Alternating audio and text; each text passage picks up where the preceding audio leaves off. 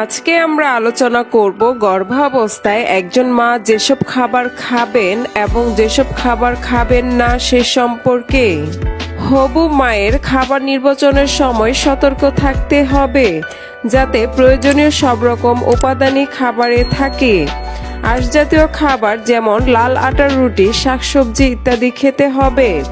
এই খাবারগুলো গর্ভকালীন কোষ্ঠকাঠিন্য দূরীকরণে সাহায্য করে। সুস্থ শরীর ও প্রতিদিনের কর্মকাণ্ডে শক্তি প্রদানকারী খাবারগুলোর মধ্যে আছে আটা, গম, পাস্তা, নুডলস, ওটস, আলু ইত্যাদি।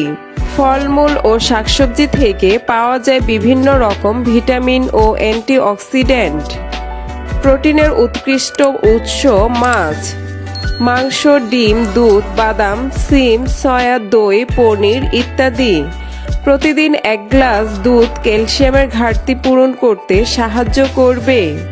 প্রতিদিন অন্তত 1টা ডিম এবং 2বার দুধ খেতে পারলে খুবই ভালো। আয়রন পাওয়া যায় এমন খাবারগুলোর মধ্যে উল্লেখযোগ্য হলো সবুজ শাক, লাল মাংস, বাদাম, কচু জাতীয় সবজি, কাঁচা কলা ইত্যাদি। এ সময় দিনে 8 থেকে 10 গ্লাস পানি অবশ্যই পান করতে হবে। আসুন জেনে নেওয়া যাক কোন খাবারগুলো খাওয়া যাবে না।